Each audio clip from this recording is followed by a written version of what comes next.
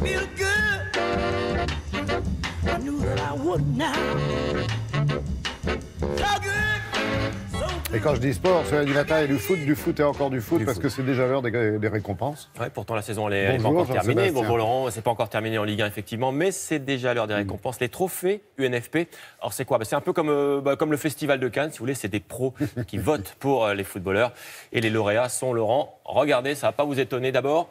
Neymar, évidemment, le Brésilien du PSG a été élu meilleur joueur de Ligue 1. On s'y attendait. Hein. Alors vous voulez ces stats? 19 buts. Voilà, je vous les donne. 19 buts, 13 passes décisives, tout ça en 20 matchs, parce qu'après, on le sait tous, il s'est blessé, Neymar.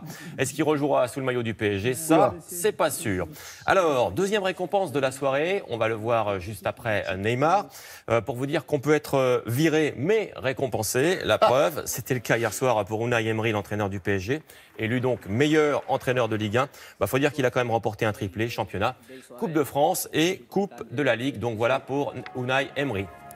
Lui, c'est Kylian Mbappé, pour vous dire aussi, donc le PSG a quasiment tout raflé. Élu meilleur espoir de Ligue 1. C'était déjà le cas l'an dernier. Il a 19 ans, Mbappé. Pour nous, franchement, c'est plus un espoir, hein, c'est mieux que ça. Hein. Et puis, meilleur gardien de la soirée, donc de la Ligue 1, c'est Steve Mandanda, le Marseillais, blessé lui aussi en fin de saison, mais qui jouera sûrement la finale de la Coupe d'Europe. Ce sera mercredi avec Marseille et sans doute aussi la Coupe du Monde avec les Bleus.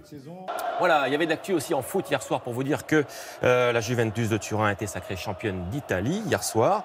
Après son nul 0-0 contre l'AS Rome, c'est son 7e titre d'affilée. Incroyable quand même. Et c'est le 34e de son histoire. Ça, c'est impressionnant. Ça valait bien cette image ce matin. Et puis, deuxième image, fin de série pour le FC Barcelone. Battu pour la première fois en Liga espagnole cette saison. 5 buts à 4 quand même, voyez le score. Hein. Alors, c'était contre l'Levante hier soir. Donc, Barcelone battu. Ça, c'est un petit événement quand même ce matin. On reste en Espagne pour parler tennis avec un petit coup de jeune. Hein. Exactement, on va dire que c'était la finale du tournoi de Madrid, tard hier soir. C'est un gros tournoi sur terre battue, duel de nouvelle génération, puisque d'un côté on avait l'Autrichien Dominic Thiem, 24 ans, de l'autre Alexander Zverev, l'Allemand, 21 ans seulement. Et c'est Zverev qui a gagné. Voici les images de Zverev avec son trophée. Il a remporté donc Madrid.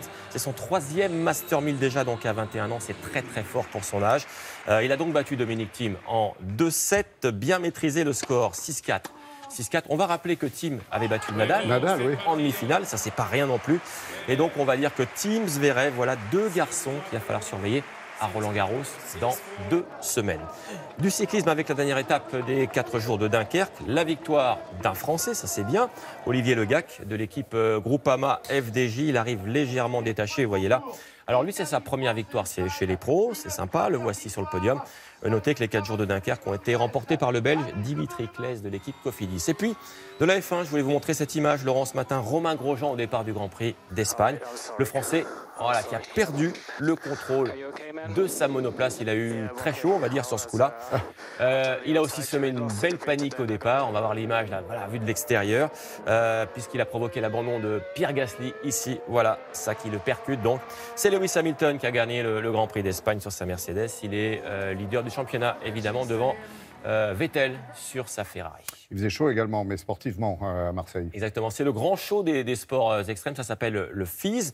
C'est 5 jours d'un spectacle, on va dire, grandiose, avec quand même 500 000 personnes pour voir ça, beaucoup de spécialistes dans toutes les disciplines.